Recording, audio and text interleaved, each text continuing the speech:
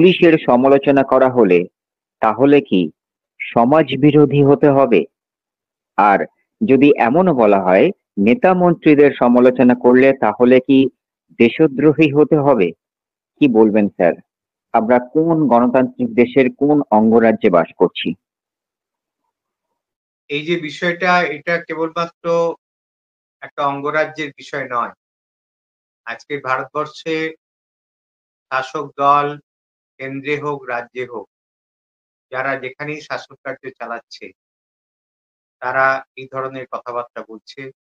অর্থাৎ যদি রাষ্ট্রকে সমালোচনা করা হয়, যদি সরকারকে সমালোচনা করা হয় এবং সেই অর্থে নেতা মন্ত্রীদের সমালোচনা করা হয়, মিলিটারিকে সমালোচনা করা হয়, পুলিশকে সমালোচনা করা হয়, পুলিশ, মিলিটারি এবং যে ব্যুরোক্রেসি বলতে যেটাকে আমরা বুঝি, অর্থাৎ অফিসার তন্ত্র, এই সমস্তটাই হচ্ছে একটা রাষ্ট্রের এক একটা স্তম্ভ। ফলে এই স্তম্ভগুলোকে সমালোচনা করাটা যদি জনবিরোধী কাজ হয়, রাষ্ট্রবিরোধী কাজ হয়, তাহলে আমাদের দেশ গণতান্ত্রিক দেশ কেন? পুলিশ আজকে যে কাজগুলো করছে গোটা দেশ জুড়ে, সেই কাজ, অর্থাৎ যেভাবে পুলিশ নিজের হাতেই আইন তুলে নেয়, পুলিশকেও কিন্তু একটা আইন মেনেই চলতে হয়। পুলিশ যেভাবে নিজের হাতে আইন তুলে নেয়, পুলিশ যেভাবে সমাজ বিরোধী ধরার নাম করে যেভাবে মানুষকে গুলি করে মারে, এবং এটা তো কাশ্মীরে দিনের পর দিন ঘটছে। এবং পুলিশ যেভাবে বিভিন্ন রাজ্যে তারা আ সমাজ বিরোধীদের নাম করে তারা শাসক দলের নির্দেশে, নেতা মন্ত্রীদের নির্দেশে তারা যেভাবে তাদের উপরে আ মানে ইচ্ছাকৃতভাবে কতগুলো কেস দিয়ে দেয়। এই কেসগুলো দেওয়ার ফলে কে জামিন পাবে, কে জামিন পাবে না, এ সবটাই নির্ভর করে নেতা মন্ত্রীদের ইচ্ছার উপরে। অর্থাৎ শাসক দলের ইচ্ছার উপরে আ যেকোনো বিরোধী কণ্ঠস্বরকে স্তব্ধ করার জন্য তারা এই কাজগুলো করছে। এবং এই এখানেই আ যে আরজিকর হত্যাকাণ্ডে, আরজিকর যে আ হত্যা এবং আ ধর্ষণ এবং হত্যার যে কাণ্ড ঘটলো, সেখানে পুলিশের ভূমিকা আমরা দেখেছি। এবং সেখানে যেভাবে আ WBJDF অর্থাৎ জুনিয়র ডাক্তার আন্দোলন করে পুলিশের আ শিরদাঁড়া উপহার দিয়েছিল। তার থেকে বোঝা যায় যে পুলিশ কিভাবে গোটা দেশে কাজ করে, আমাদের দেশে কাজ করে। ফলে এই পুলিশকে নিয়ে এই যে আজকের একটা ঘটনা ঘটেছে আমি শুনলাম, আজকের না কালকের একটা ঘটনা ঘটেছে শুনলাম যে পুলিশ নিজে যে আ গাড়ি যেটা আ এখন অচল হয়ে গেছে, অর্থাৎ তাদের যে মোটর ভেহিকলস এর অ্যাক্ট অনুযায়ী যে গাড়ি অচল হয়ে গেছে, সেই গাড়ি একজন এমএলএ কনভয়ে সেই গাড়ি আছে এবং সেই গাড়ি একজন মানুষকে মেরে দিচ্ছে। এই তো আজকের অবস্থা। ফলে এবং পুলিশ যেভাবে আ ঘুষ আদায় করে, যেভাবে রাস্তায় দাঁড়িয়ে তোলা তোলে এবং যেভাবে মানুষের উপরে নির্যাতন করে, এটা তো পুলিশের কাজ। এই কাজের প্রতিবাদ যদি কোথাও হয়, তাহলে সেটা কি করে সমাজ বিরোধী কাজ হবে? সেটা কি করে রাষ্ট্রবিরোধী কাজ হবে? এটা তো যেকোনো গণতান্ত্রিক রাষ্ট্রে যেকোনো মানুষের ব্যক্তি স্বাধীনতার মধ্যেই পড়ে যে এগুলোর প্রতিবাদ করা।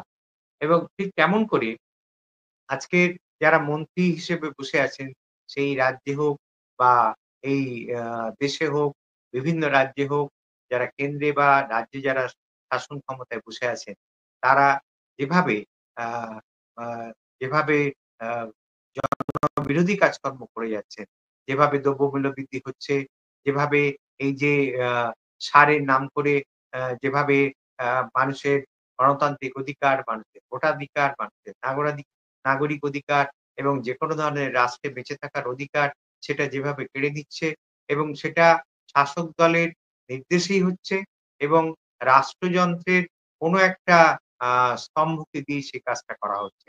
অর্থাৎ ইলেকশন কমিশন, সেটা তো রাষ্ট্রযন্ত্রের একটা স্তম্ভ এবং সেটা নিরপেক্ষভাবে কাজ করার কথা। কিন্তু সেটাও শাসক দলের নির্দেশেই কিন্তু সে আজকের এই গরিব মানুষের এবং যারা যারা জনজাতি, যারা আদিবাসী, যারা লেখাপড়া শেখার তেমন সুযোগ পায়নি, যারা পরিযায়ী শ্রমিক, তাদের ভোটাধিকার কেড়ে নিচ্ছে। এগুলো সবগুলোই তো রাষ্ট্রযন্ত্র করছে। ফলে আমাদের তো তার বিরুদ্ধে প্রতিবাদ করতে হবে।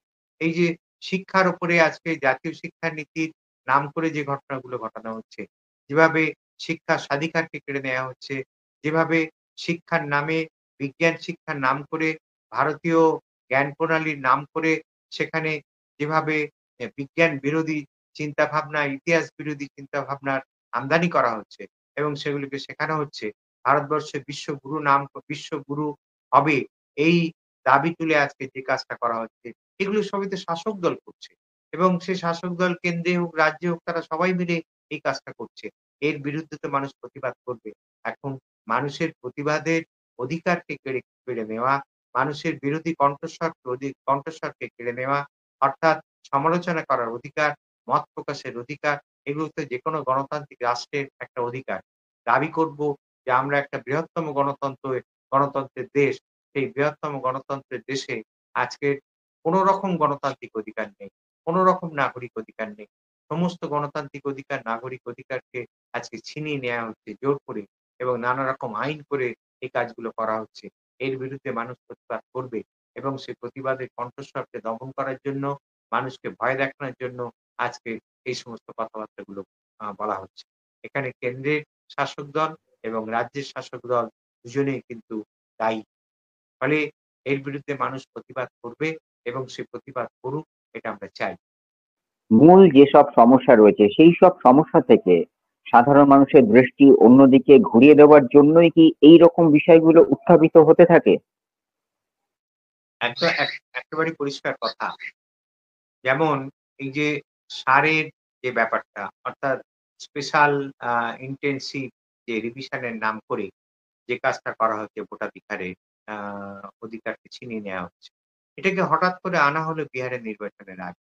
তার পেছনে নির্বাচনী যে স্বার্থ সেটা যেমন আছে, কিন্তু তার সঙ্গে যে জিনিসটা অত্যন্ত গভীরভাবে যুক্ত, যে প্রশ্নটা আ তুমি করলে, সেটা তার সঙ্গে গভীরভাবে যুক্ত।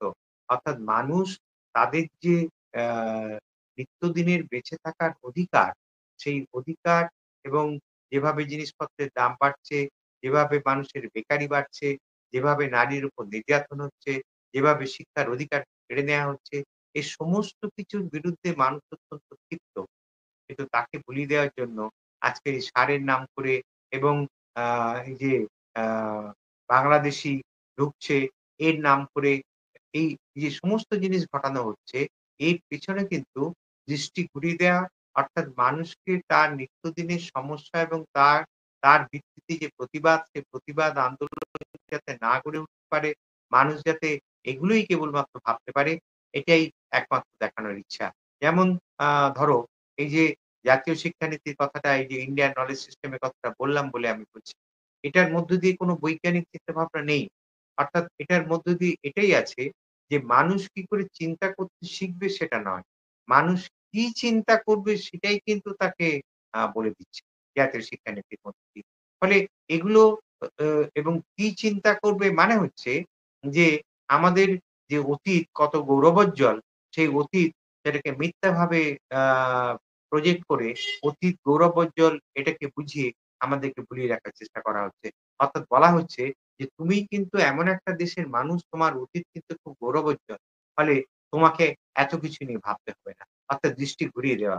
এই যে শিক্ষার শিক্ষার মধ্য দিয়ে সাম্প্রদায়িকীকরণের যে চেষ্টা, বিভাজনের যে চেষ্টা, সারের নাম করে যে বিভাজনের চেষ্টা, গোটা দেশ জুড়ে আজকে যেভাবে বিভাজন হচ্ছে, এই সমস্ত কিছুই কিন্তু উদ্দেশ্য একটাই যে মানুষের যে মূল সমস্যা, মৌলিক যে সমস্যা, সেই মৌলিক সমস্যা থেকে মানুষকে দূরে, মানুষের মনকে দূরে সরিয়ে দেওয়া।